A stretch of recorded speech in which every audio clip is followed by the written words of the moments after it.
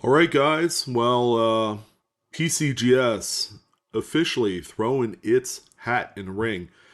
In the arena of this so called mystery pack, kind of concept, following hot on the heels of Vaultbox, Ultra Breaks making its presence known. And I'm kind of like the last guy to know about this, as crazy as it seems. I've seen some of my fellow YouTubers. Couch Collectibles is a huge proponent, and I guess he's in tandem with Ultra Breaks, participating in a break at the Long Beach Expo this week. So it'd be interesting to see what kind of comes out of this. But I've had a number of people reach out to me to get my unbiased take. All right, because I'm just gonna go ahead and say this right in front. I love Vaultbox. All right, the concept, what you can get, the kind of like return on what your investment is, because you have to buy these things, right? And traditionally, they're not the cheapest thing to go. They kind of throw in that kind of like sports card type of break idea. You just never know what you're gonna get in terms of the value in return. Um, Actually, there's a specific terminology that people in the industry use for that. Perceived value or something to that effect. If you're going to open up a box of baseball cards or football cards, for example, there are certain releases, certain products that Panini and Topps and all these guys, release all throughout the year. They don't like unlike the 80s, they don't produce one specific top set all throughout the year. That's a silly overproduction as it is. Um, but they release a number of various products. They have Topps Chrome, they got Topps Definitive, which is like a higher end type set. Panini has things like National Treasures, they have Prism, and specific products have kind of like this perceived value that you get in return. All right, like Topps Chrome, for example, the average rate of return on a box of cards is like 65%, right? It's not great, all right? And then you get into things like National Treasures Football, and the rate of return on your initial investment is generally 30 to 40%. So even more worse, and a much more expensive product. So this is quite interesting because even though we have Ultra Breaks, which is going to be releasing here in a day or two, it releases this week if I'm not mistaken. Um, People have been kind of shooting in this comparison to Vaultbox. And, after deep diving, doing some research, watching Couch's videos, and, just kind of getting all the information I need off this, there really is no comparison, folks. We can be talking about more two polarizingly different products, which have kind of like a different end result, whichever way you go. All right. So Ultra Breaks, the brand new boy on the block, they have these packs, one singular coin. There are a total of 600 total packs that were produced for this debut release. You are going to receive either one or the other, a 2023 Unk uncirculated. That's the lower mintage Morgan Peace Dollar release. The uncirculated, it's at 275,000 mintage each. Which I think that's a pretty good way to do this instead of doing the proof. I think their proof are still available on the US Mint website, by the way. But not to get too far off course here, you're going to receive either a Morgan or Peace Dollar uncirculated, graded Mint State 70 by PCGS. So PCGS is firmly involved in this. Um, some would consider it to be kind of like a counteroffensive to NGC's involvement with Vaultbox, which they've been out for a year now. So they're not exactly the new game in town, but they are kind of like the reigning champions. as of right now. And I'm just saying that it is what it is. Um, so let's talk a little bit about Ultra Breaks. So 600 total packs, either a Morgan or Peace Dollar. It is what it is. The good news is they're going to be mid-state 70. The even better news, if you care about it, is that they're going to be exclusive PCGS labeling on each of these. Now, if Ultra Breaks say flames out after this release and they just decide, well, we don't want to continue to do this for XYZ reason. Maybe it's a cost thing, maybe it's a PR advertising thing. I don't know. There's probably going to be over the long term a a better kind of like enhanced value on these very unique labels. All right. Um, but if Ultra Breaks, yeah, because Ultra Breaks, all they have to do is sell out of this release, and that's pretty much a foregone conclusion that that will happen. That the company's aligned themselves with Whatnot and a few other vendors. PCGS is heavily deep in the game as well, so they have their marketing and everything behind them. This is going to be an assured sellout within moments. All right, whatever moments means, could be up for interpretation, but beyond 24 hours, yeah, these things will not exist on their website. UltraBreaks.com. So we got $249.95 debut price on each of these. So, I mean, the packaging is, in a sense, kind of the COA on this thing. 2023 issue, issuing country US, 999 fine silver in each of the Morgan and Peace. Face value of $1, even has a troy weight there. Diameter, population of 600 total pieces, and the chase pieces are broken down even further. I'll talk about exactly what you can find out of this and what the rumblings are on this on the kind of the crystal ball secondary market value on these, like what people are speculating these are going to be going for right out of the gate. So right there, it says 1 in 10 packs contain a Gold Rush label, and 1 in 100 contain an Infinity label, which is kind of like a rainbowish type of holographic technology. It looks cool. I mean, this is kind of like, this is what you would expect to get, okay, at the very bare minimum. A mid-state 70 with the obverse facing forward with Ultra's name and PCGS's Black Shield design on the front. Okay, and then when you flip it over, they actually have the stats of the serial number and the grade and all that stuff. So there's 300 of each coin, 300 Morgans, 300 Peace. And this, by the way, is the Gold Rush. So it has like a gold foiling on the label where it says Ultra. And then the Infinity label is 1 in 100 coins. So if there's 300 of the Morgan dollar, if you did simple math, simple basic math here dictates that there are only 3 examples of the Infinity label. Okay. And same goes for the Peace dollar. So 1 in 10 odds, by the way, on a Gold Rush. And the Infinity label, 1 in 100. All right. So you have the opportunity to hit one of 30 Gold Rush labels for each of the Morgan and Peace dollar, respectively. In total, there's 60 out of the 600, which represents 10% of the entire run. With the Infinity label, okay, there are only three in existence for each of the Morgan and Peace dollars, a total of 6 out of the 600. And my friends, that actual percentage of the entire run is microscopic. All right, it's pretty tough. $249.95. I want you guys to keep that dollar figure in your brain because we're going to take a look and see just how much the regular mid-state 70 PCGS graded coins of the same type without, a ultra label on there, what those go for. Because we have to be ready to get beat up on this product because it's such a high price value.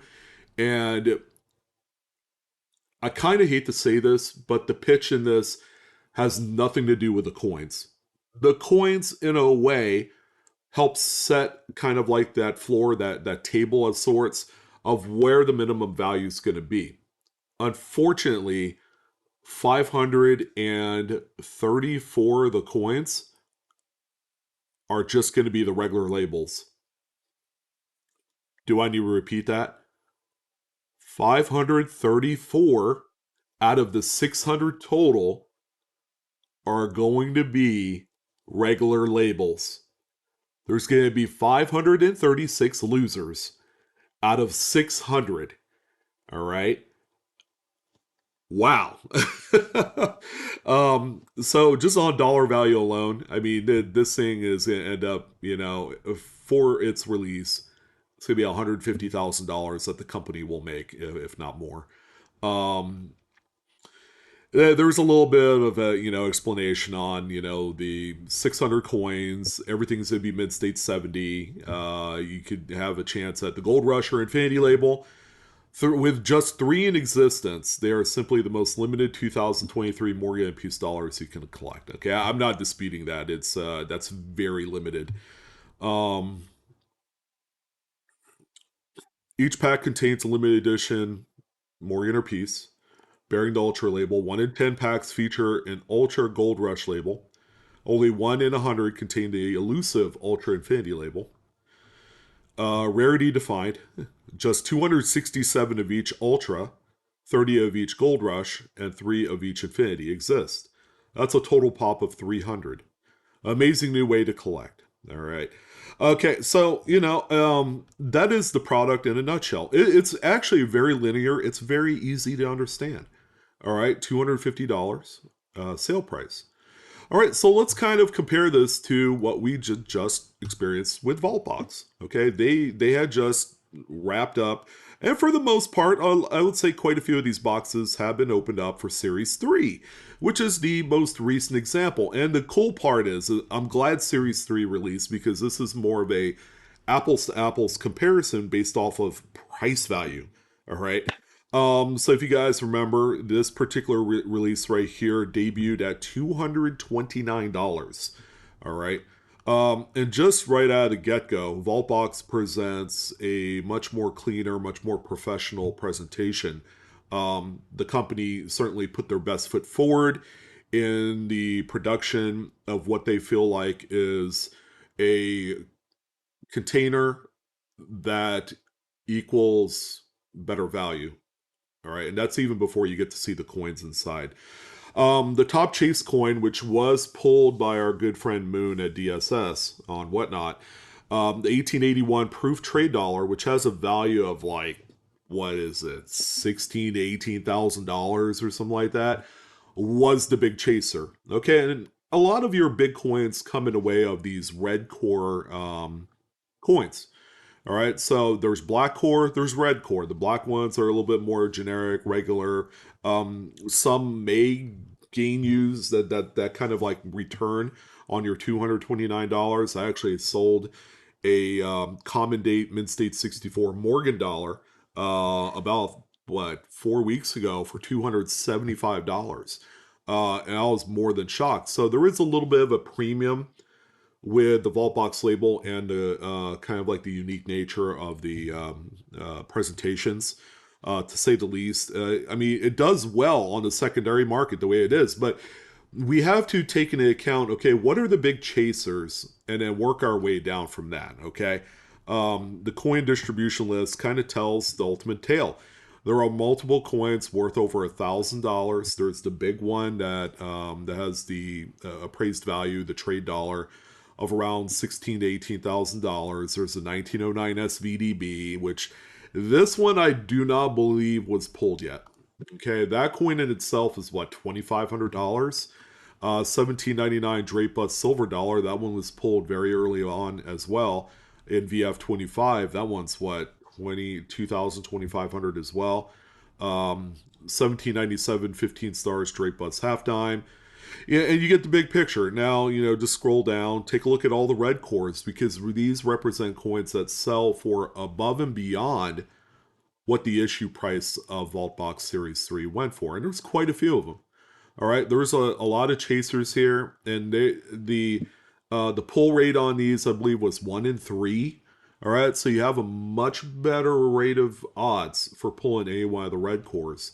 I even saw who's a Coin Geek that ended up breaking 5 boxes, and I think 4 out of the 5 were red cores. So, the odds vary. Some people are more luckier than others, but just look. I mean, the list keeps on going for red cores. And it far surpasses the 66 ultra break chasers compared to vault boxes like 100 some odd coins. And then you look at the black cord, the stuff is impressive. All right, so yeah, I'm more of a homer on Vaultbox, obviously, because it's all type coins. This is kind of like my core competency right here. But I do know my US Mint slash precious metals coins. All right, so okay, so again, there's no comparison. One PCGS and Ultra Breaks leverages the rarity of the holder and the label. Vaultbox leverages the in this particular case, Series 4, I believe, is another type, US type or something to that effect, release. But this one leverages the varying coins that you can receive out of there. Okay. One is driven by NGC, which is what the Vaultbox is. So those are your two main differences, and it's $20 less for the Vaultbox. So those are differentiators. Okay, so now we're all kind of figuring. Oh, right. Well, how much are the 2023 Morgan? Why is it all caps? PCGS Mid-State 70 holders going for? So that way you guys get perspective. All right. So um, there are companies selling the 2 coin sets of both the Morgan and Peace in Mid-State 70 for $270. 370 of them are sold. So that's $135 per coin. The question is your gambler's fallacy strong and powerful and just mystical enough to afford to buy these and lose $100 or more per opening? That's kind of a tough pill to swallow, in my estimation. Um, will the Ultra label by itself for the basic one, will it add that big of a premium? Okay, I don't know. Okay, so this is kind of like the grassroots ground level speculating, right? Of just the coins that you could buy today, already graded by PCGS. And again, uh, the flavor is the different label types because here's two right here. There's one with the actual um, Morgan and Peace dollar printed right on the label, and then there's the first day of issue type. And these are first strike. It's kind of like two one half dozen to the other, I guess. But yeah, I mean, if we're comparing them face to face here, I mean, you're already losing $100. Now here's a scalper's listing on one already for $395 that it did sell. It did sell. That's a confirmed sale as of this morning. News break. Um, so obviously the secondary market is already hyped on this. And we don't see, as of yet, any singular ultra coins. I guess they're not supposed to be. Couch did break one yesterday. So someone does have one for $4.95, which is up there. All right. So yeah. Um, there's a gold rush. Someone did pull a gold rush, and it's actually listed on here. Um, Peace, silver dollar, gold rush, ultra breaks, one of 30 odds. They have this one at 14.75 or best offer. It'll be interesting to see if this one does sell and for how much. Texas Direct Coin is the seller, but that's what it looks like there, folks. That's an up close and personal look at the Ultra Breaks Gold Rush label. Again, it's pretty cool gold foiling. If you're into slab label rarity. I mean, if you're gonna get one, PCGS is definitely the way to go. That is certainly the one there. It might be the only one. Morgan, First Strike, Pittsburgh. Okay, that's the ANA holder. It might be the only one. Crazy as it seems. Okay. All right. So let's talk about and speculate a little bit on the prices of how much people are talking about on the Gold Rush and the Infinity labels. Um, Now the Gold Rush I've heard for between 500 to $1,000. All right, that's what I've heard, um, value wise, and it makes sense. It doesn't make sense, but it makes sense because if a regular Joe Schmo coin sells for $135, what kind of like premium would you associate with a variation type where there's 60 available, which that's not a bad pop. It's not super low, it's not super high. It's like kind of like middle of the road. Um, 500 to $1,000 seems reasonable. I mean, if this one did sell for over 1,000, I wouldn't be surprised because it's the first one there. The Infinity label, okay, that's kind of in a different league in its own. The one estimate that I've heard a lot about is in that $2,000 to $3,000 range, but I've heard a few people say that it could reach as high as five.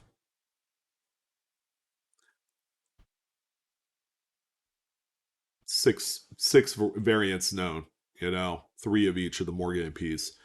Um, I mean, you're gonna have to get some serious like PCGS fanboys up in the house when bidding's going on, and it's possible that we might see one because we've seen a few vault boxes sell on great collections.